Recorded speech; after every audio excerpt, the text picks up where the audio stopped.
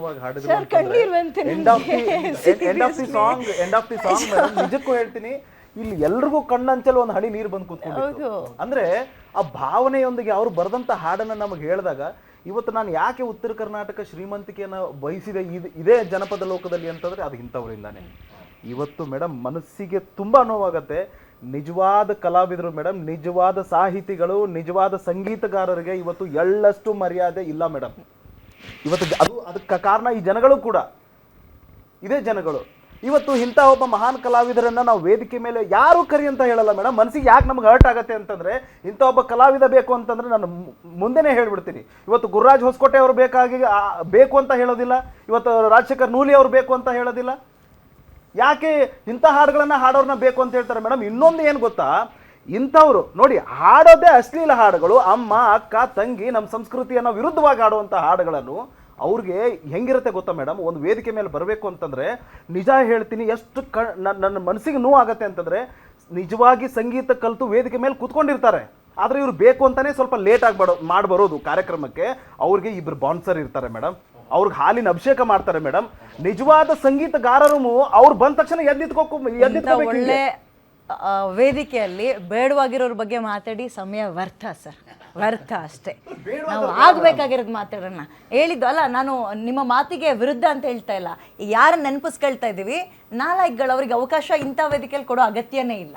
ಆಗ್ಬೇಕಾಗಿರೋದನ್ನ ಮಾತಾಡೋಣ. ಹಳೆ ಸಂಸ್ಕೃತಿನ ಉಳಿಸ್ಕೊಂಡು ಹೋಗೋದು ಹೆಂಗೆ ಅಂತ ಮಾತಾಡೋಣ. ನಾನು ಮಲೆನಾಡು ಭಾಗದವಳು ಸರ್. ಈಗಲೂ ನಾನು ಸ್ಕೂಲ್ಗೆ ಹೋಗ್ಬೇಕಾದ್ರೆ ಗೌರಿ ಹಬ್ಬದ ಟೈಮ್ನಲ್ಲಿ ಬಾಗಿಣವನ್ನು ನಮ್ಮ ತಾಯಿ ಮನೆಯವರು ತಂದು ಕೊಡ್ಬೇಕಾದ್ರೆ ನಮ್ಮ ಅಮ್ಮ ಒಂದು ಹಾಡು ನೆನಪಿಸ್ಕೊಳ್ತಾ ಇದ್ರು ಯಾವಾಗಲೂ. ಕುದುರೆಯ ತಂದೀವ್ನಿ ಜೀನಾವ ಬಗಿದೀವ್ನಿ, ಬರಬೇಕು ತಂಗಿ ಮದುವೆಗೆ. ಅದಕ್ಕೆ ಅಣ್ಣ ಕೇಳಿದಾಗ ತಂಗಿ ಉತ್ತರ ಕೊಡೋದು ಏನು, ಅಂಗಳ ತೊಳೆಯೋರಿಲ್ಲ ಗಂಗಳ ಗುಡ್ಸೋರಿಲ್ಲ, ಅಲ್ಲ ಅಂಗಳ ಗುಡ್ಸೋರಿಲ್ಲ ಗಂಗಳ ತೊಳೆಯೋರಿಲ್ಲ, ಹೆಂಗಣ್ಣ ಬರಲಿ ಮದುವೆಗೆ, ಅಂಗಳಕ್ಕೆ ಆಳಿಡುವೆ ಗಂಗಳಕ್ಕೆ ತುತ್ತಿಡುವೆ, ಬರಲೇಬೇಕು ತಂಗಿ ಮದುವೆಗೆ ಅಂತ. ಇಂಥ ಹಾಡನ್ನು ಅವ್ರು ತವ್ರ ಮನೆ ನೆನೆಸ್ಕೊಂಡು ಆಡ್ತಾ ಇದ್ರು. ಆ ಹಾಡುಗಳಲ್ಲಿ ಇಷ್ಟು ತನಕ ನಾನು ಹೇಳಿದ್ನಲ್ಲ, ಅಸಹ್ಯ ರೀ, ಅಲ್ಲ ಆಂಟಿ ನಿನ್ನ ಫೋನಿನಾಗ ನನ್ನ ಸಿಮ್ಮು ಹಾಕ್ತೇನೆ, ಅದೆಂತೆಂಥವೋ ಈ ಸೋಗಲಾಡು ಸುಂದ್ರಿ ಅಂತೆ, ಅವೆಂಥ ಪದಗಳು. ಸರಿ, ನನ್ನ ತಾಯಿ ನನಗೆ ಇದನ್ನು ಹೇಳ್ಕೊಟ್ರು, ನನ್ನ ಮಕ್ಳಿಗೆ ನಾನು ಇಂಥವ್ನ ಹೇಳ್ಕೊಡ್ಲಾ? ಈಗ ಯಾರ್ಯಾರೋ ತಲೆ ಬುಡ ಇಲ್ದಲ್ಲ ಇರೋ ರೀತಿಯಲ್ಲಿ ಮಾಡ್ತಿದ್ದಲ್ಲ, ಇದನ್ನು ಹೇಳ್ಕೊಡ್ಬೇಕಾ ನಾನು? ಅಸಹ್ಯ. ಇದನ್ನ ಇಲ್ಲಿಗೆ ಬ್ರೇಕ್ ಹಾಕ್ಬೇಕು. ನಾನು ಹೇಳ್ತಾ ಇದ್ದೀನಲ್ಲ, ನೀವು ಕಂಪ್ಲೇಂಟ್ ಕೊಟ್ಟಿದ್ದೀರಿ, ಬ್ರೇಕ್ ಹಾಕ್ಬೇಕು. ಒಂದು ಕಂಪ್ಲೇಂಟ್ ಕೊಟ್ಟಿದ್ದೀರಿ.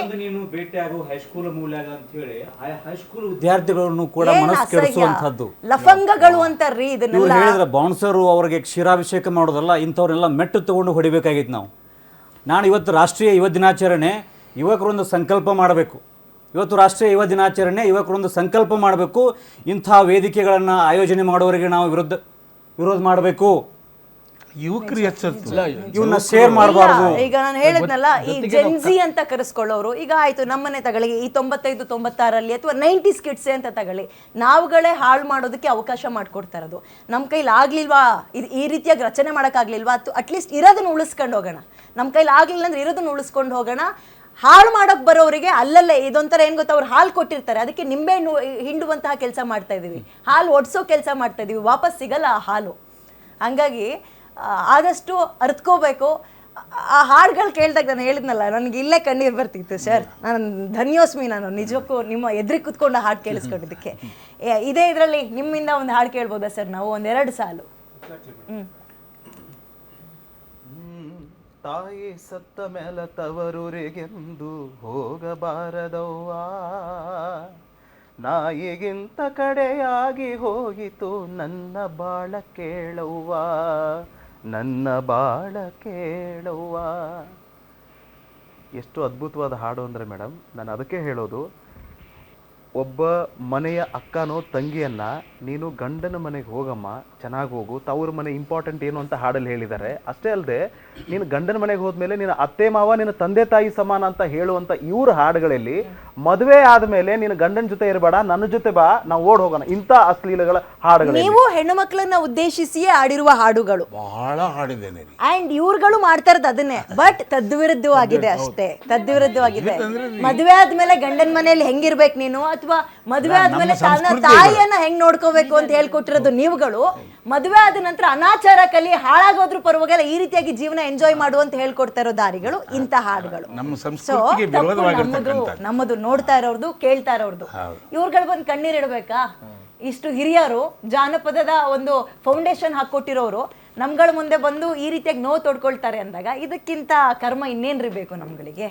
ಮೇಡಮ್ ಇದರಲ್ಲಿ ಗಂಡು ಮಕ್ಕಳಲ್ಲ ಹೆಣ್ಮಕ್ಳು ಕೂಡ ಶಾಮಿಲ್ ಇದ್ದಾರೆ ಮೇಡಮ್. ಎಲ್ಲರೂ ಯುವ ಜನತೆ ಹುಡುಗಿ ಅಂತ ಪಾರ್ಟ್ ಇದರಲ್ಲಿ ಡಿವೈಡ್ ಮಾಡೋದ್ ಬೇಡ ಮೇಡಮ್. ಬೇಕು ಅಂತಾನೆ ವೇದಿಕೆ ಮೇಲೆ ಎರಡು ಕೈ ಸೇರಿದ್ರೆ ಚಪ್ಪಾಳೆ. ಇವತ್ತಿನ ಯುವಕರು ಎಸ್ ಮೇಡಮ್. ಇವತ್ತಿನ ಯುವಕರು ಅಂದ್ರೆ ಅದು ಹುಡುಗನಾದ್ರೂ ಆಗ್ಲಿ ಹುಡುಗಿ ಆದ್ರೂ ಆಗ್ಲಿ ಯುವಕರು ನಾವು ಜಾಗೃತ ಆಗ್ಲೇಬೇಕು. ಕಲಾವಿದರು ಕೂಡ ಒಗ್ಗಟ್ಟಾಗಿ ಜೊತೆಗೆ ಯಾವುದೇ ಒಂದು ಹಾಡುಗಳನ್ನು ಕೇಳಿದ್ರೆ, ಬೇಡಿಕೆ ಗೀತೆಗಳನ್ನು ಕೇಳಿದ್ರೆ ಕಲಾವಿದರು ವಿರೋಧ ಮಾಡಬೇಕು.